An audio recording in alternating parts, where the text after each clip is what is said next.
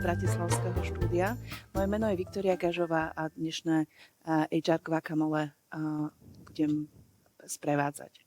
Naša dnešná téma je, keď preklad nestačí, HR v dvoch kultúrách. Týka sa to témy medzikultúrnej komunikácie, ktorá za mňa je jedna z najdôležitejších oblastí v dnešnej dobe, aj v biznise, ako aj v súkromnom živote.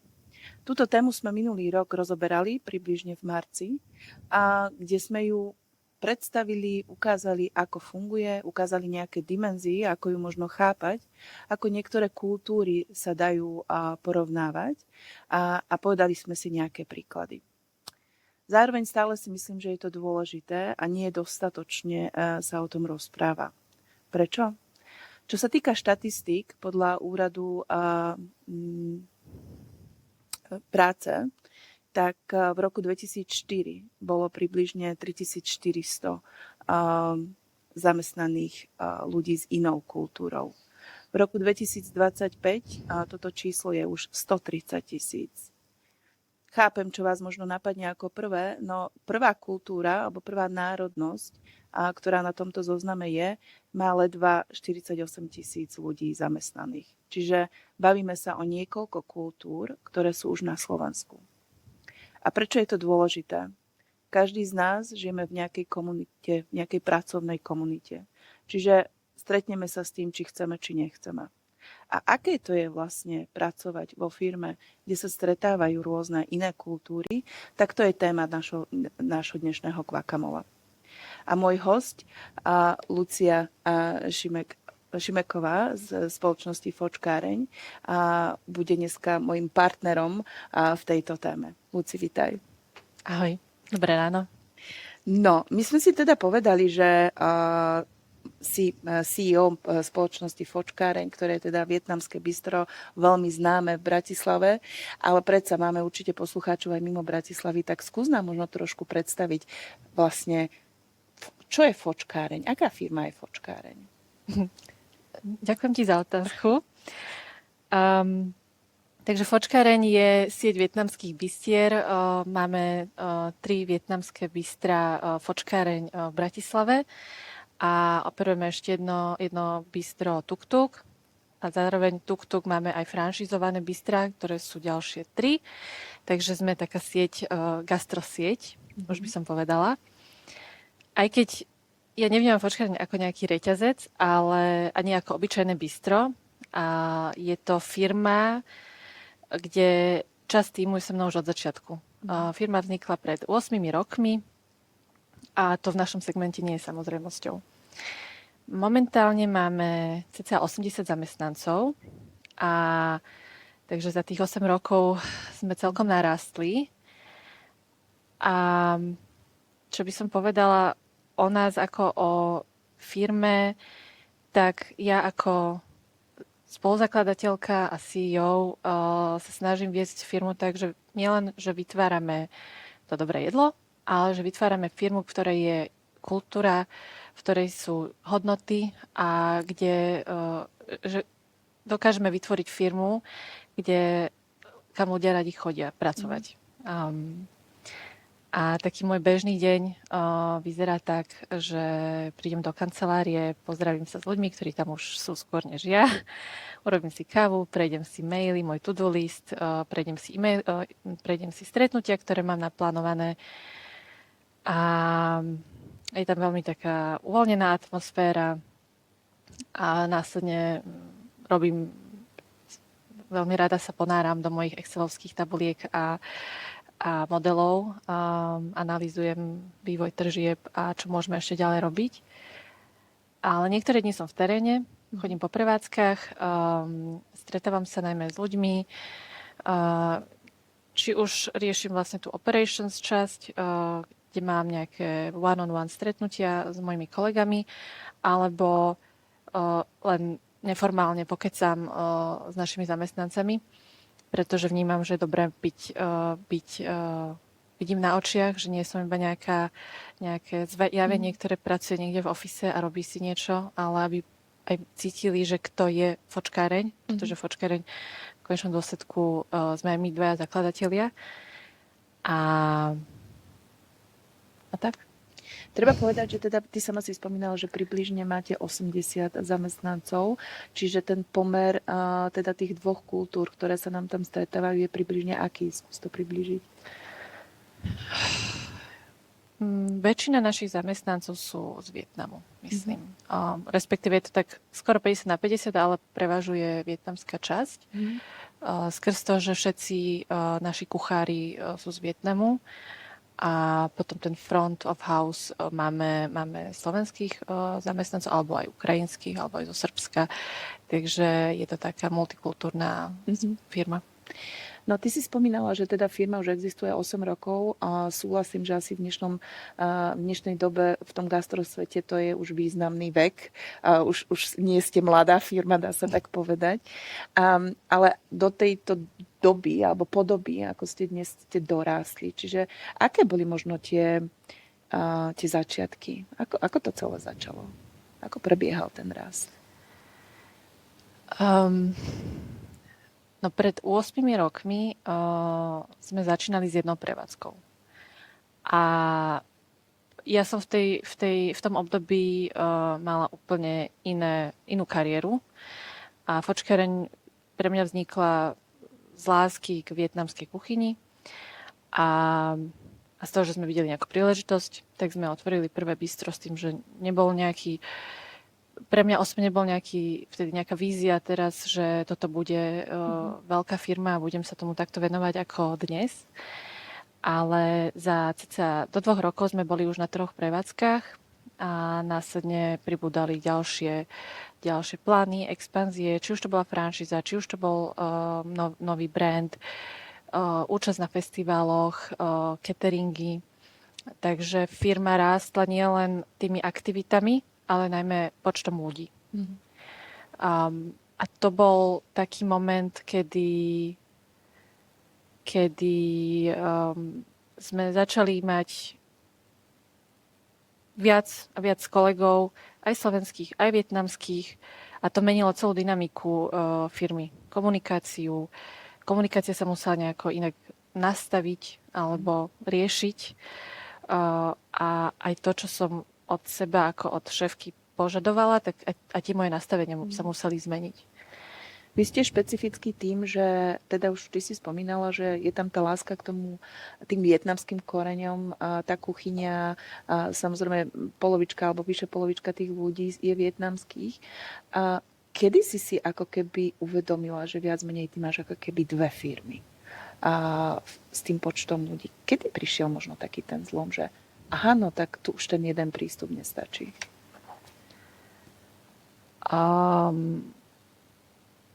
Ako som spomínala, tak ja som mala predtým úplne inú kariéru. A potom prišiel COVID a ja som sa dostala do firmy aktívnejšie. Vedela som, že... teda uvedomila som si vtedy, že moja aktívna účasť na firme a manažovanie a riadenie firmy je veľmi dôležitá, pretože vďaka tomu, ako sme vtedy v tej dobe k tomu pristupovali, tak sme sa dostali z covidu. Hej?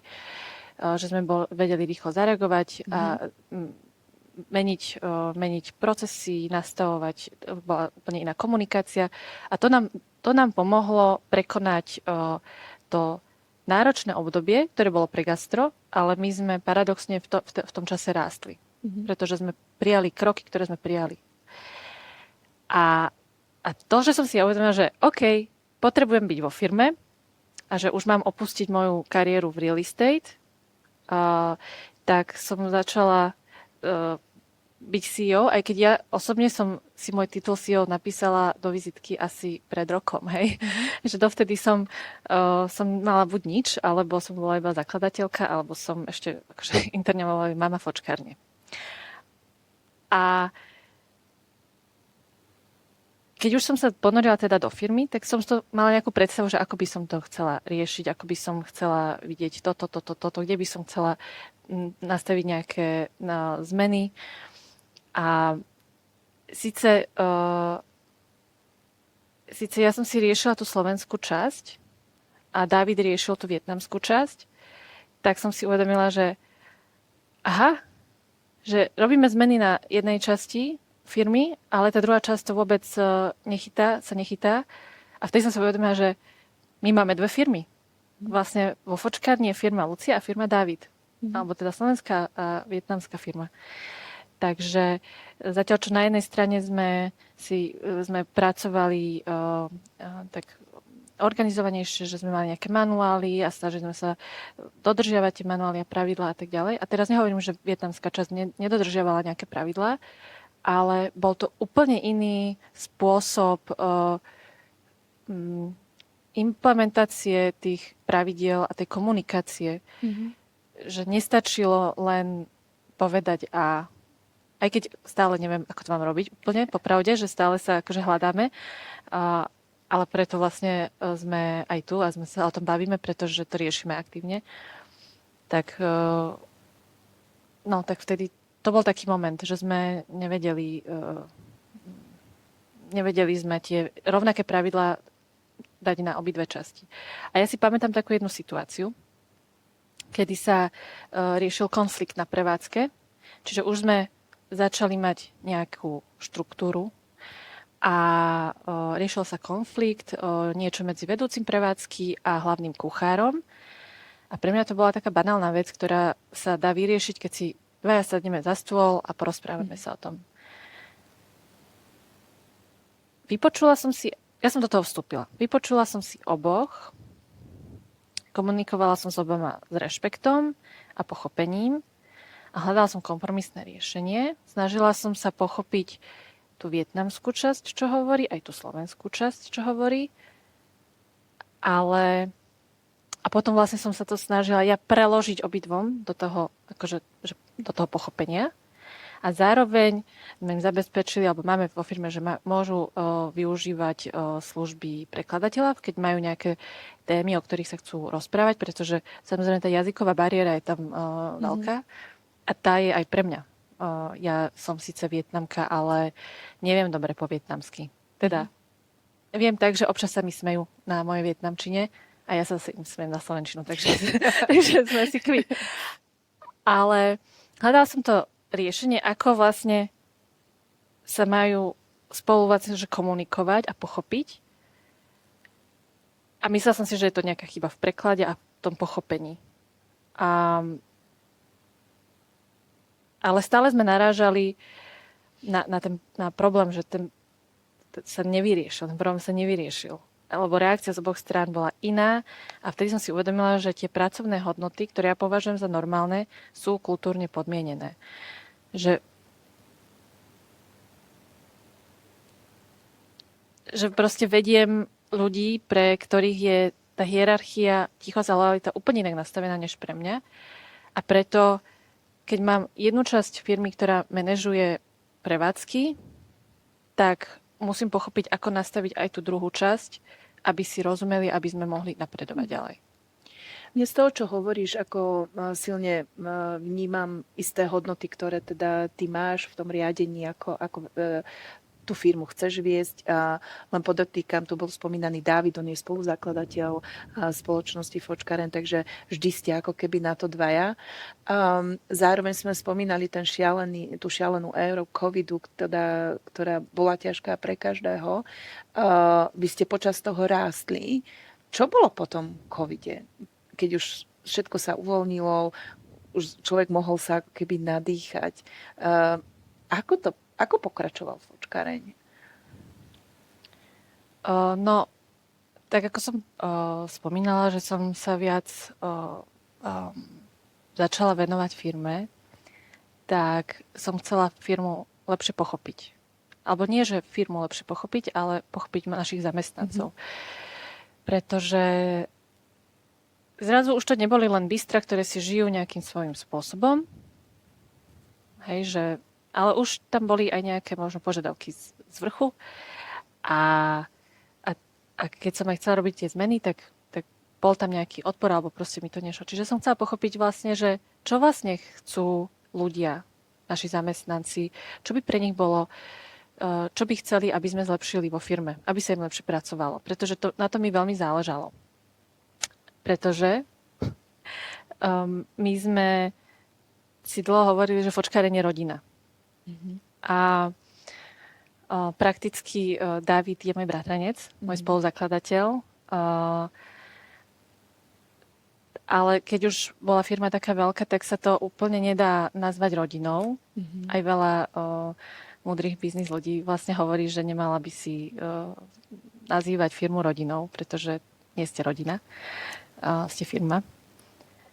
A tak som sa zamýšľala nad tým, že čo je vlastne fočkáreň, aké sú naše hodnoty, čo vlastne sme. Pretože keď nie sme rodina, tak čo sme? Aké máme hodnoty? A tým, že aj David prišiel na Slovensku v roku 96, ja som sa narodila na Slovensku, ale obidva moji rodičia sú z Vietnamu, tak aj my máme dve rozdielne kultúry. Takže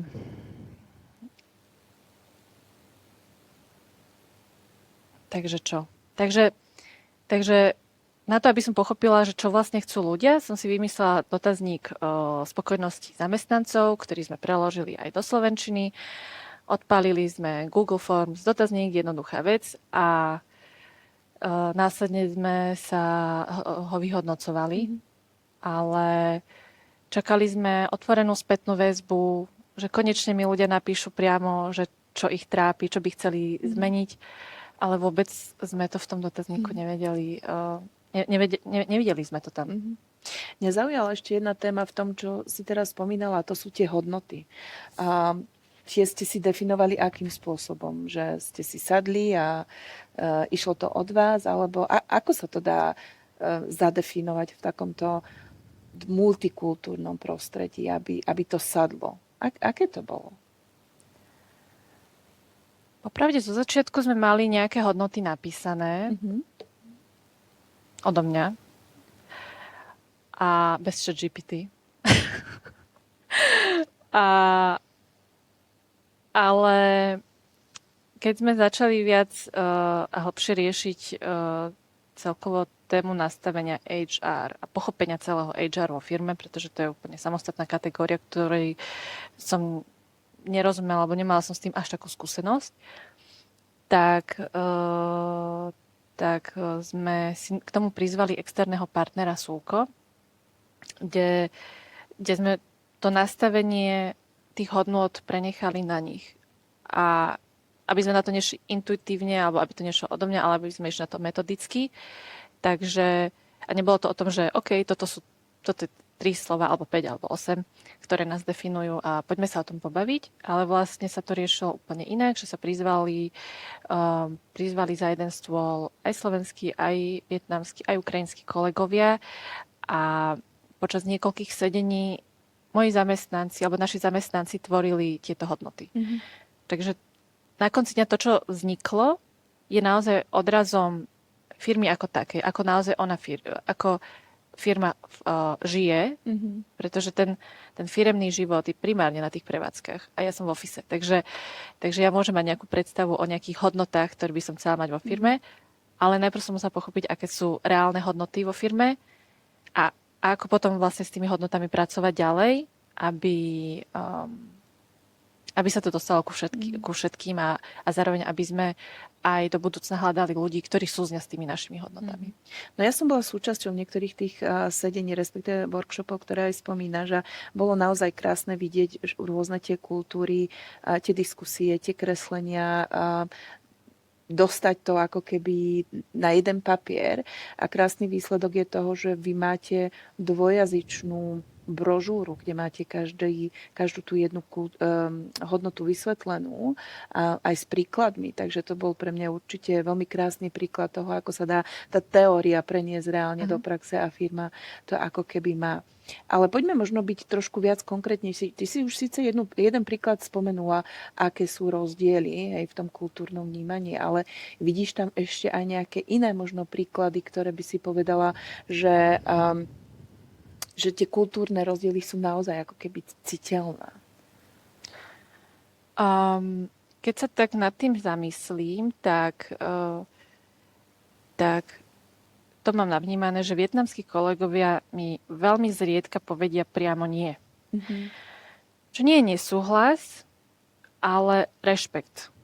A preto je pre mňa veľmi ťažké ich čítať. a mne sa to veľmi často stáva aj s Dávidom, s mojim spoločníkom, že mi často nepovie na niečo nie, ale potom vidím, že robí všetko preto, aby ma potopil. Ale nie preto, že by mi, akože, teda, nie, že ma potopil, ale že mi chce skaziť plány s tým, čo robím a robí všetko, nesúhlasí, ale robí všetko akože proti tomu, ale nie nejakého, že by to vychádzalo z niečoho zlého, ale pretože nevedel mi proste povedať na to nie, alebo že má na to nejaký iný názor a potom som dostávala do takého blúdneho kruhu, že ako by som si naháňala chvost, lebo stále sa snažím niečo urobiť, ale nejde to.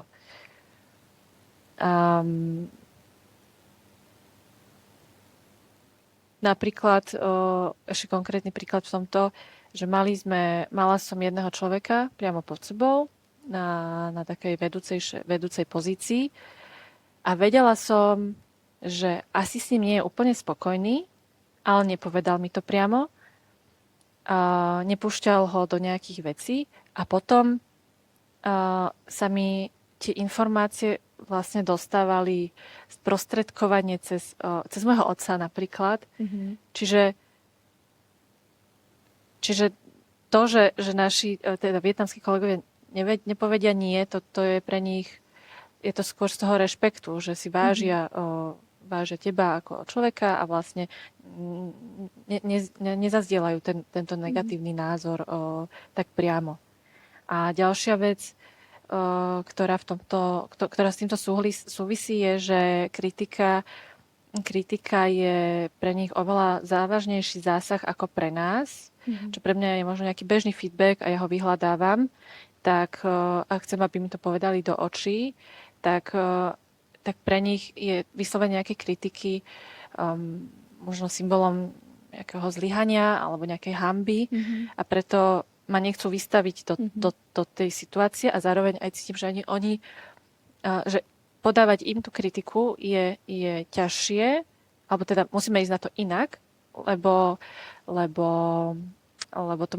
to pre nich znamená úplne niečo iné ako alebo oni to príjmu úplne inak, ako by som si myslela, že to človek príjme. A to je vlastne ten rozdiel v tých kultúrach, ktoré máme.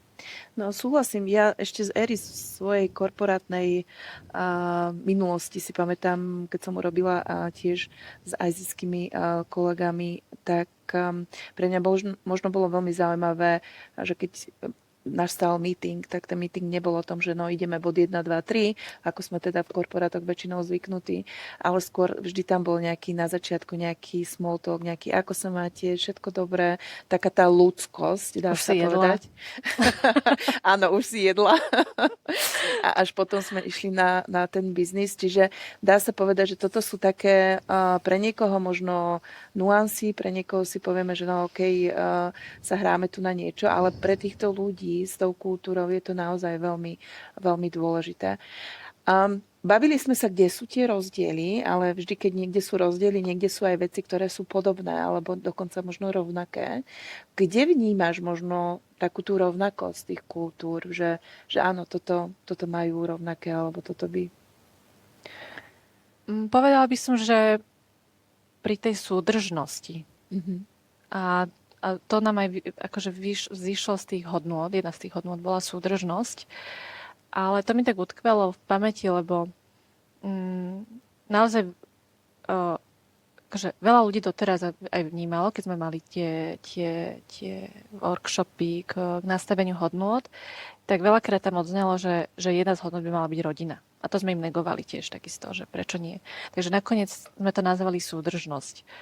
Ale to vnímam, že keď je niečo, že sa vedia navzájom podržať, to je bez ohľadu na to, či je to Slovák, Ukrajinec alebo Vietnamec, tak toto majú podľa mňa obidve kultúry podobné, že vedia spolu držať. A tam vidím také krásne príbehy, kedy nejaký kolega z Vietnamu mal nejakú ťažkú situáciu doma, tak ho ľudia podržali, tak sa mu skladali na niečo, čo ani ja som nevedela, že sa robia nejaké toto zbierky. Ani mi to nepovedali vlastne, že si to riešili úplne sami.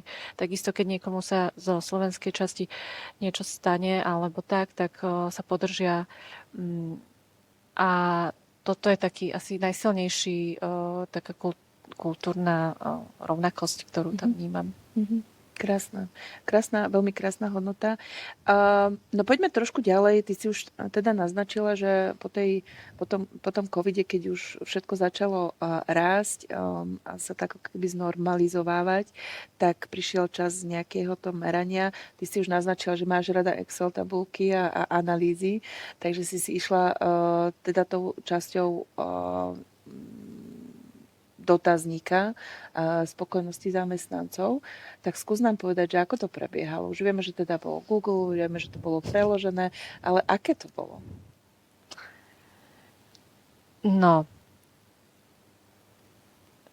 zo začiatku sa odpálil dotazník, čakali sme otvorenú spätnú väzbu a zistili sme, teda to boli úplne prvé dotazníky, a čakali sme, že sa konečne vyjadria úplne že všetci zamestnanci, že majú tú príležitosť anonymne napísať, dať nám vedieť, čo nefunguje, alebo aj čo funguje a čo by chceli zlepšiť. Jednoducho vyjadriť svoj názor úplne otvorene, ale anonymne. A čo ma prekvapilo, bolo, že účasť vietnamskej populácie bola veľmi nízka. Veľmi nízka, až nulová oproti akože slovenskej populácii. A nevedela som pochopiť, že prečo. Že je to, akože, že nepochopili, že to sa má vyplniť, lebo sme to nie úplne správne odkomunikovali na tých prevádzkach, alebo nerozumeli tomu, že bolo to povedané po slovensky, potrebujem tam prísť a povedať to po vietnamsky, mám to napísať po vietnamsky na papier, akože bolo to preložené do vietnamčiny, boli vytlačené pokyny, ktoré boli po prevádzkach aj vo vietnamčine. A zase naše prevádzky nie sú nejaké gigantické, to 60 m štvorcových, kde tí ľudia trávia spolu naozaj 12 hodín denne. Takže som nevedela pochopiť, ako je možné, že sa to k ním nedostalo a to nevyplnili. Takže toto boli tie začiatky. A následne, keď sme začali so Súkou spolupracovať na tých hodnotách, tak sme sa pozreli celkovo na témy HR, ktoré nás trápia a kde by sme mohli nájsť nejakú spoluprácu. Takže aj tento prieskum spokojnosti zamestnancov sme zadali Súku. Úplne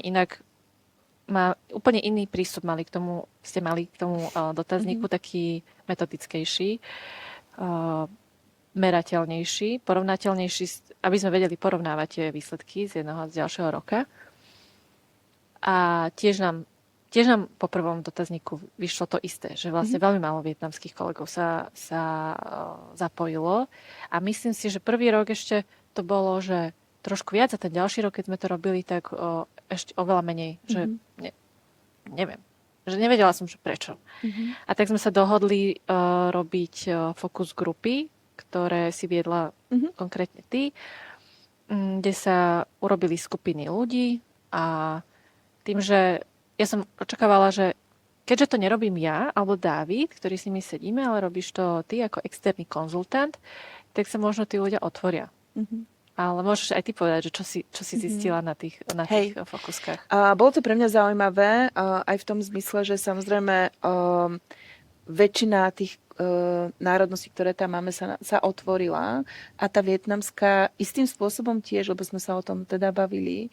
A také zaujímavé zistenie bolo, že veď ja nebudem odpovedať na niečo, čo je v poriadku.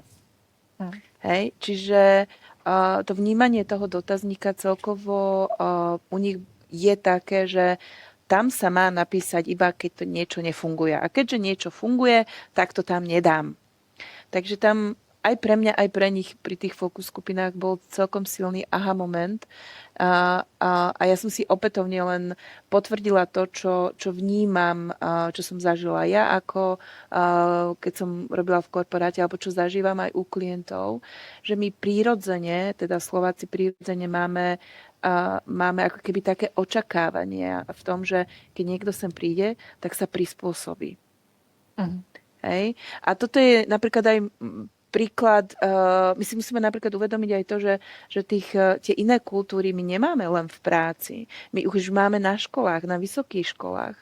Mala som projekt s vysokou školou, kde značné percento študentov je zo zahraničia a tí profesori majú problém, pretože sú zvyknutí na to, že prídem, poviem, odídem a zrazu niekto tam je a niekto sa dopytuje viac istej pozornosti alebo potreby, alebo chce robiť veci skupinkovo, lebo oni sú tak naučené, že robia všetko veci spoločne. Není to ako keby ten individualizmus. Hej?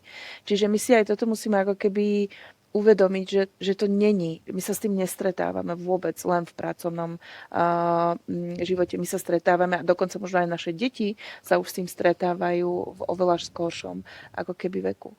Ale teda späť k tej otázke, že aké to bolo. Bolo to veľmi zaujímavé pre obe strany, teda vnímať to, že keď my sa niečo pýtame, tak to nie je preto, lebo je to zlé. Ale my potrebujeme ako keby vedieť obidve tie mince. Dobrá správa je, že nás čaká ďalší rok tohto dotazníka, tak uvidíme tento rok, čo všetko urobíme ešte predtým, aby sme ich upozornili na to, že toto je teda dotazník a naozaj chceme, a je anonymný, treba povedať, hej? A naozaj chceme vašu spätnú väzbu, takže máme čo robiť tento rok, aby sme od nich dostali teda reálne to, čo chceme. Zároveň teda s nimi, ešte keby som doplnila tú moju otázku, že čo vnímam, možno ja takú spoločnú, okrem tej súdržnosti, je potreba komunikácie. Že napriek tomu, že sú to dve ako keby kultúry, oni chcú komunikovať, oni chcú byť ako keby pochopení a chcú mať informácie. A tu bola super vec, ktorú teda vy máte, a to sú na tých prevádzkach, sú to tie denné stand-upy, ktoré sú na začiatku tej zmeny a sú dvojjazyčné. Hej. Ako nie, Slováci sa nenaučili vietnamsky, to ešte tam nie sme. A niektorí síce sa učia, ale to robíme tiež dvojjazyčne. A to robíme presne, alebo teda robíte v rámci prevádzok presne kvôli tomu, aby tie informácie išli obidvom smerom.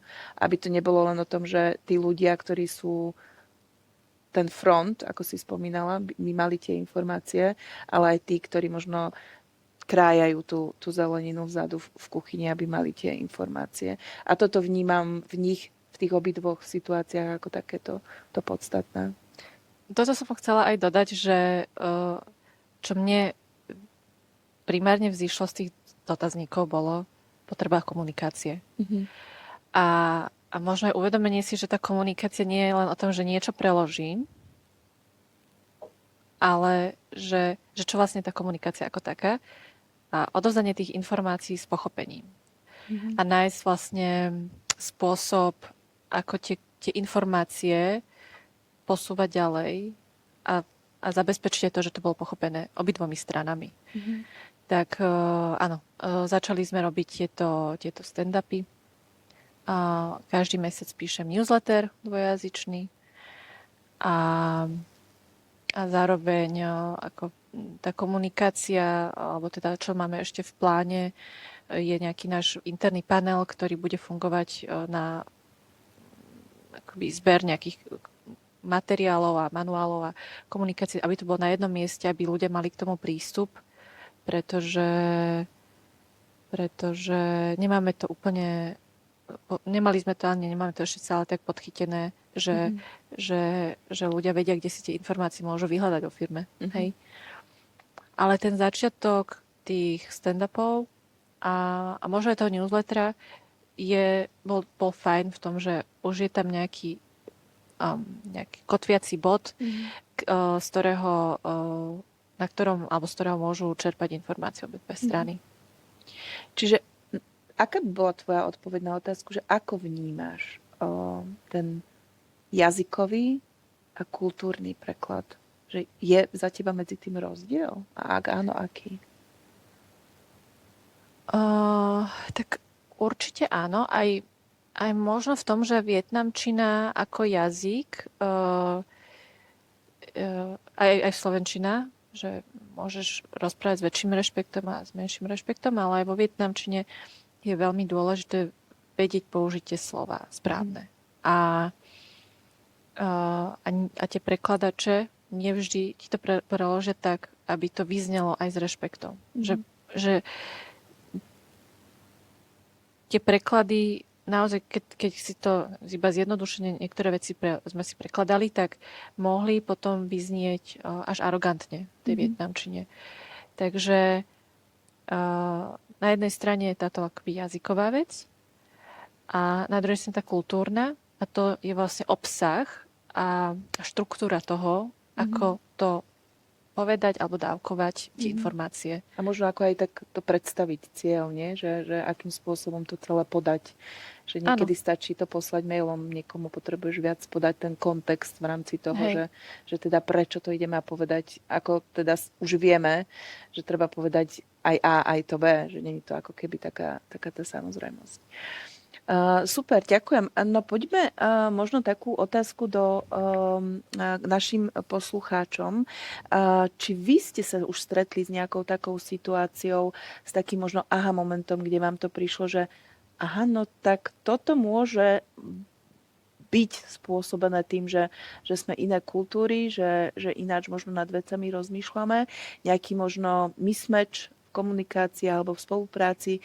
Skúste nám nazdieľať, budeme veľmi radi aj za vašu skúsenosť.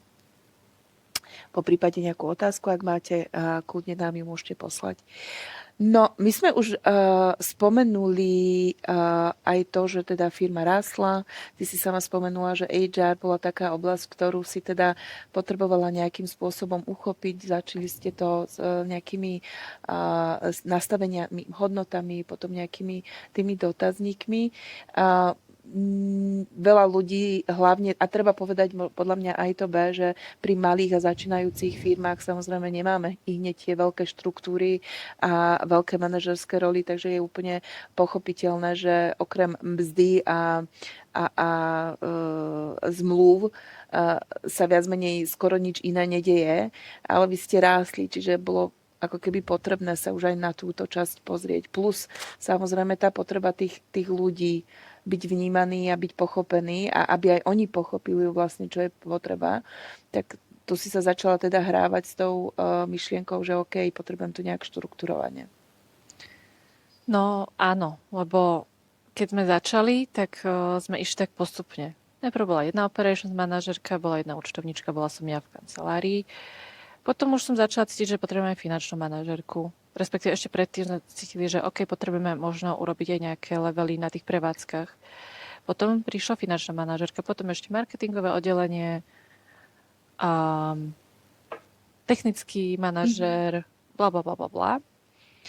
A zrazu to nebolo iba o tých naozaj, že o tých bistrách, že proste nejako fungujeme ako reštaurácia, ktorá iba na tej jednej prevádzke funguje, ale už to bolo viac prevádzok, viac ľudí medzi sebou, nejaká ďalšia vrstva toho manažmentu a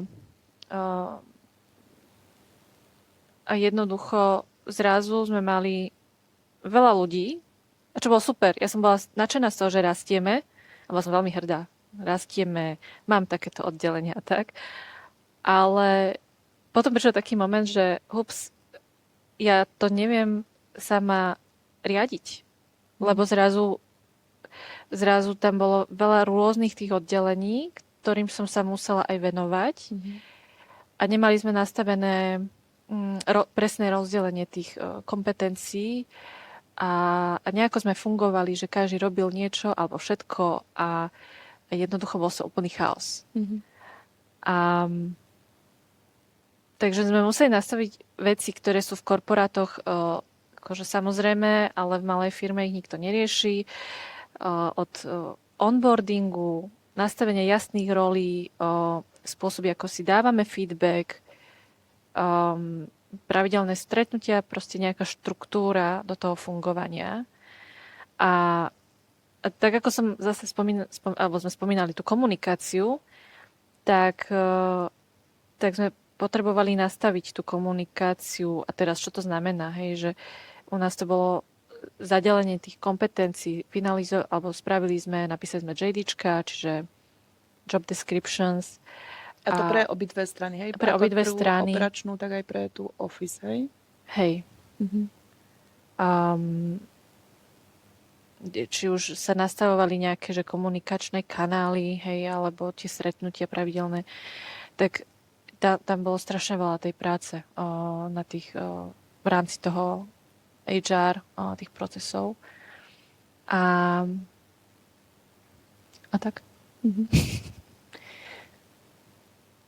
Ako ste sa s tým popasovali? Ako si to riešila? Išlo to tak nejak intuitívne, alebo... No, zo začiatku som išla nejak intuitívne, ale už to možno nestačilo, pretože som cítila, že narážam na nejaký strop mojich schopností a mojich skúseností v tom, ako to celé uchopiť. Som sa úplne v tom stratila.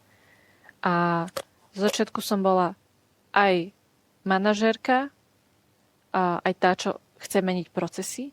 A ľudia nevedeli oddeliť, že čo je feedback, alebo čo je signál, že niečo nie je v poriadku, alebo že čo ideme meniť. A vlastne bol to tam taký úplný mes. Aj skrz to, že naozaj bolo veľa tých oddelení a nevedela som sa aj každému venovať rovnakým dielom. Tak sme sa rozhodli pre tú spoluprácu s externým konzultantom, lebo už som nevedela, že kam ďalej, a potrebovala som sa reálne poradiť, že ako to celé uchopiť. A podľa mňa je to super, lebo externý konzultant vidí to, čo ty nevidíš. A bol to tiež taký nový proces pre mňa, že teraz zase nového človeka alebo nových ľudí otvoriť im celú firmu, celý ten mes, ktorý máme. Ale zároveň si to neviem vynachváliť, pretože konkrétne pri nastavovaní tých kompetencií a rolí a tých JDčiek, tak na jednej strane som sa predstavila, že OK, však napíšeme si, že ty robíš toto. Ale s externým konzultantom, alebo teda s vami zo Súko, sme si urobili takú tabuľku, volá sa že Ráci, kde sme si povedali, že aké sú úlohy alebo zodpovednosti. A potom vlastne bola taká matica a potom boli tie jednotlivé pozície, alebo pozície / pre mňa ako keby ľudia, ktorí pre mňa znamenali, alebo teda predstavovali tú pozíciu. A odškrtávali sme, že ku komu patrí ktorá časť agendy. A kým zo začiatku, keď sme urobili to prvé ráci, tak veľa tých zodpovedností bolo na mne, na Dávidovi, a na ľuďoch bolo menej. A myslela som si, že je to úplne tak v poriadku, pretože veď ja som šéf a mám mať čo najviac zodpovedností, alebo tí manažeri majú mať viac, ale v konečnom dôsledku ste mi kladli také otázky, že som si uvedomila, že ono to tak nemusí byť. A vlastne tým, že sme si na seba dávali viac tej nie že práce, ale tých úloh a nedelegovali sme to tam, kde to má byť, tak sme sa preťažovali a bol chaos v tom, že kto je zodpovedný za nejaký task, za nejakú úlohu. A to, ako sme si to potom upratali, tak z toho vznikli tie JDčka, tie kompetencie a vlastne je to dlhodobý proces, že nejde to tak, že nakreslím si tú tabuľku a ide to, ale zároveň potom ide to, že treba s tými ľuďmi pracovať a nastaviť im, že ale toto a vedieť im to akoby odkomunikovať a nastavovať, že ako je to teraz. A nepovedala by som, že odpor k takýmto zmenám, že by bol nejaký dramatický, ale bola tam určitá pasivita. A pretože ľudia boli zvyknutí, že sa proste, že veci sa riešia nejako. Že to niekto urobí. A nemalo to toho svojho ownera. Takže zmena procesov znamená, že niečo sa od nich čaká explicitne. Podľa toho, ako to máme teraz zadelené. A to chvíľu trvá, kým si na to zvyknú. Ja napríklad viem aj z toho, čo si mi rozprával, že jedna vec je, že firma rástla a potrebovala tieto štruktúrálne zmeny možno, alebo procesné zmeny, ale v rámci toho stále sa pozeráte aj na to, aby to bolo pre obidve tie kultúry. To znamená, že keď sa pomína JDčko, čiže popis nejakej práce, tak ja viem, že tie máte aj vo vietnamčine dokonca na tie pozície. Hej? Čiže je to ako keby automatické, že tie veci vždy je krát dva. Pretože tie dve skupiny sú natoľko veľké, že už nestačí to mať iba v slovenčine a ja ti preložím, ale naozaj teda všetko viac menej robíte dvojmo, lebo je to dôležité, je to potrebné. Tá konzultácia alebo tá spolupráca nejaký ten čas trval. Čo bolo možno, čo ťa najviac prekvapilo z toho? S tou externou firmou, teda so Súkom? Že koľko je vlastne roboty ešte pred nami. A síce už ubehlo prvých 6 mesiacov, ale za tých 6 mesiacov sa aj veľmi veľa vecí pohlo ďalej. Ale asi ma najviac prekvapilo, mňa už teda nič neprekvapí v živote, ale že koľko ešte roboty máme pred sebou ale pozitívne alebo takto, aby som sa vrátila možno k tomu, že urobili sme tú ráci štruktúru, alebo teda tie JDčka, ale zároveň sme potrebovali pochopiť, akí sú tí naši ľudia, aké majú skillsety a kde ich môžeme zlepšiť, aby sme im vedeli oddelegovať a dostať im, dať im oddelegovať tie úlohy, ktoré chceme, aby si viac verili, aby sa toho nebali, aby vedeli lepšie komunikovať. Čiže je to taká neustála práca s ľuďmi, vyhodnocovaním toho, že kto čo ako potrebuje a investovania do tých školení s nimi. A toto vlastne je to, čo ma prekvapilo, je to, ako pozitívne to vnímajú ľudia a ako pozitívne sa to potom aj odrazilo na tom fungovaní tej firmy. Že zrazu to už nebolo o tom, že som mala pocit, že ja potrebujem sa venovať tým ľuďom, aby som ich zlepšovala ako mentor. Čiže akože ten CEO začne byť, akože má veľa tých stoličiek, ale že sme dali do tých školení a tí ľudia sa naozaj zlepšili a nastavili sme si tie procesy tak, aby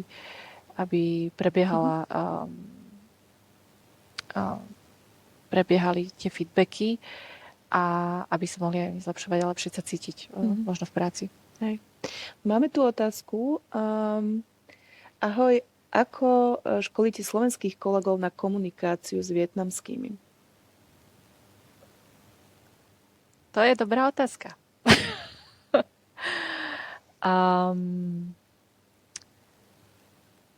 Mali sme aj také školenia o komunikácii s cudzincami. A práve to pochopenie tej inakosti je asi najdôležitejšie. Že chápať, že ten človek naozaj to má inak nastavené. A zmeniť ten mindset už pri tej komunikácii, že keď poviem to takto, tak to nefunguje. A momentálne nemáme nejaký jeden ucelený akože kurikulum, že takto ideme školiť a máme nejaký procedúru, že ako k tomu pristupovať. Skôr je to na takej individuálnej báze, kde sa riešia konkrétne problémy a postupne prekonávame tie výzvy, ktoré nám tá komunikácia s vietnamskými kolegami prináša. A ja viem, že z našej spolupráce, ktorú možno tu by som mohla aj spomenúť, ja viem, že teda pre vás, ako keby pre tie dve kultúry sa robí, aktuálne sa vytvára ako keby taký manuál, onboarding manuál, ktorý obsahuje popis, čo vlastne tá kultúra znamená, čo sú tie plusy, mínusy, čo tá kultúra má rada, nemá rada, aby to bola súčasť toho vstupného tréningu spolu s nejakými základnými slovami, vetami, ktoré sú dôležité pre pochopenie. Zároveň ale treba tu povedať aj to, že ľudia väčšinou si myslia, že keď máš ľudí z inej kultúry, teda povedzme to tak cudzincov, aj keď ja nemám rada toto slovo, tak každý sa sem hrnie. A my vieme, že konkrétne vo vietnamskej to tak nie je. Oni tiež nejdú tak, že vy si reálne hajrujete ľudí z Vietnamu. A to nefunguje tak, že vy tam prídete a kopec ľudí sa na vás hodí, že my chceme ísť na Slovensko. Že to takto vôbec nefunguje. Že to tiež má svoj proces, svoje úskalia, s ktorými tiež pracujete. Tak to je. Ten proces celkového hiringu je zdĺhavý od výberu tých ľudí a potom sa čaká na papiere, sa musia získať víza, potom povolenie na pobyt a tak ďalej. Čiže to je niekoľkomesačný proces, aby takýto človek z Vietnamu prišiel na Slovensko. A to je jedna vec. A druhá vec je, že oni idú do úplného neznáma. Je to úplne iná, keď prídu z toho Vietnamu sem, tak je to úplne iná krajina pre nich, úplne iné veci. Oni sú tiež oni sú tiež ako keby nie že zmetení, ale si potrebujú zvyknúť na tento nový normál. Iné tu počasie, áno, sneh inak máme. tu ľudia vyzerajú. Je tu vraj menej zábavy ako vo Vietname, že nemajú sa akože chodiť zabávať. Lebo vo Vietname tá kultúra toho ančoj, že ideš von a si na ulici a vlastne taký sociálnejší život, že tu na to nemajú také.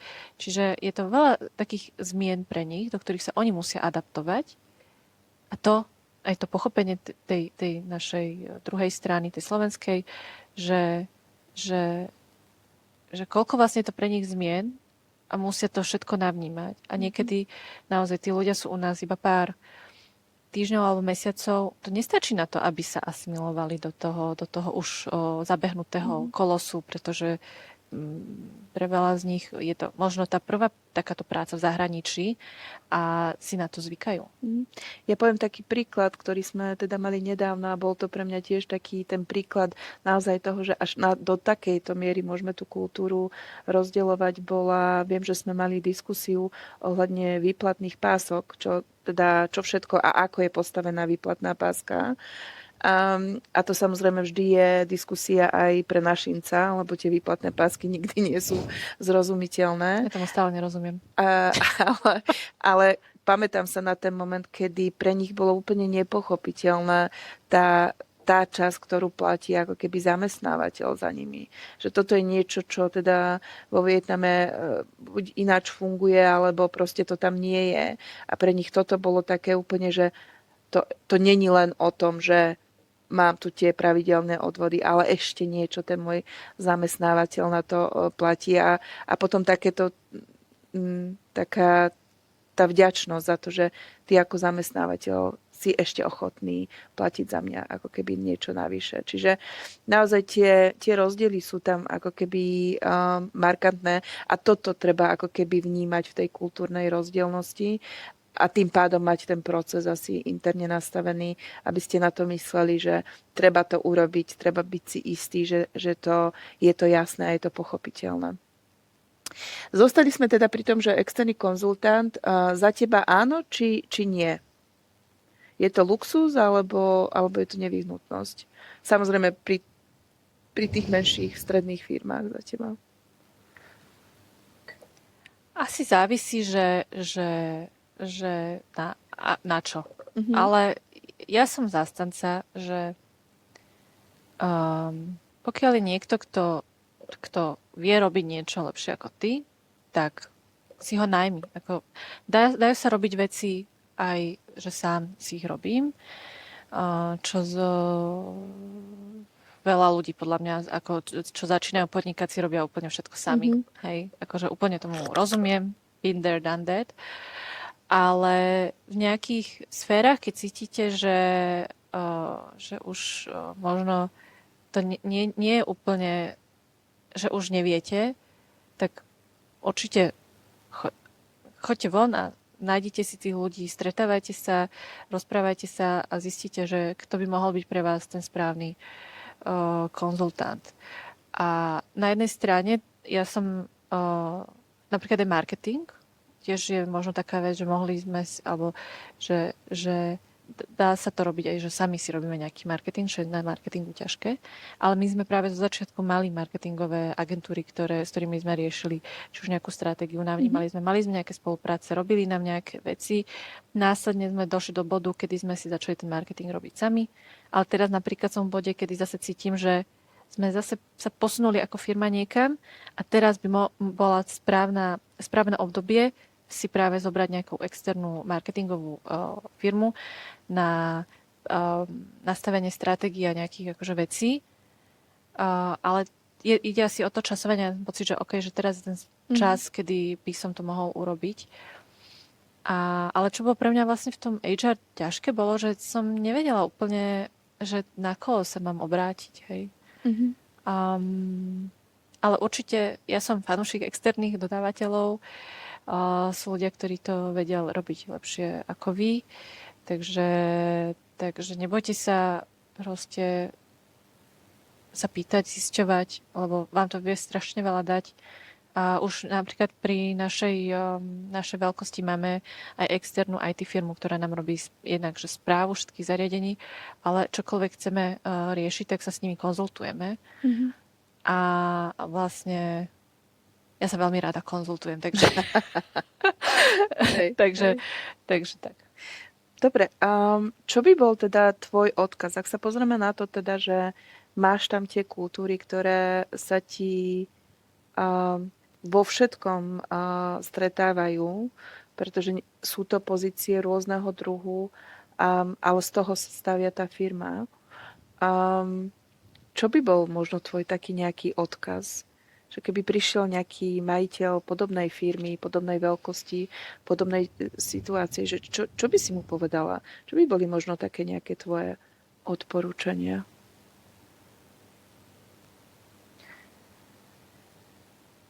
No, asi 3 veci.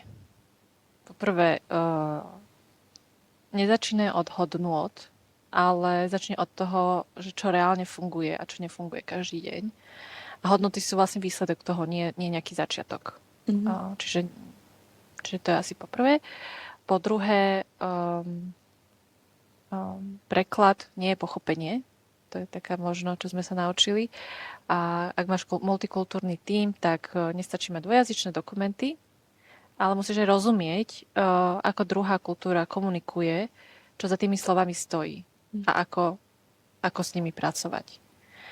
A po tretie by som povedala, že externá pomoc nie je slabosť a vy ste dobrí v tom, lebo ty si dobrá v tom, v čom si dobrá a netreba sa báť požiadať o pomoc, lebo nemusíš všetko robiť sám.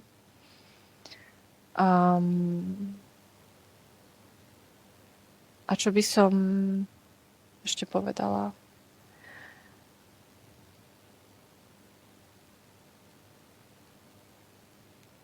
Že ešte taký odkaz je, že nenastavuj procesy proste ad hoc, ale trošku si ich premysli z začiatku. A naozaj nebáť sa pýtať. To je možno taký hlavný odkaz, že nebáť sa pýtať, čo ľudia cítia, čo si myslia, čo máš urobiť. Pretože aj keď odpoveď môže byť nepríjemná, tak stále ťa to môže posunúť ďalej. Ja by som sa ešte vrátila, možno úplne na začiatku som vám spomínala tie čísla. Keď si povieme, že každý 20. človek na Slovensku je inej národnosti, inej kultúry, tak keď si povieme príklad, napríklad pri 200-člennom tíme nejakej výrobnej spoločnosti, je to minimálne 10% ľudí. čo teda vie ovplyvniť, ako tá firma funguje, ako rozmýšľa, ako sa tam žije, ako sa tam ľudia cítia. Takže určite je dobré navnímať tieto rozdiely, mať ich niekde možno aj keď na papieri alebo aspoň v hlave, že môžu z toho vystať nejaké iné rozdiely, iné chápanie, iné pochopenie, iné výsledky, ktoré v konečnom dôsledku môžu ovplyvniť váš biznis a to, ako sa ľudia cítia vo vašom tíme. A Luci, ďakujem veľmi pekne za to, že si dnes prišla, že si nám trošku umožnila nahliadnúť na tie všetky výzvy, ktoré ste mali vo fočkárni a ktoré ešte určite máte, pretože jedna z najkrajších prác je práca s ľuďmi a zároveň je jedna z tých najťažších. Takže ďakujem veľmi pekne. A vám, milí naši poslucháči, diváci, ďakujem veľmi pekne za dnešné stretnutie, že ste tu s nami boli. Pozerám, nemáme žiadne iné otázky, takže chcela by som vám poďakovať za priazeň a že ste tu s nami mesiac čo mesiac. Ďakujem vám veľmi krásne a vidíme sa budúci mesiac. Pekný deň.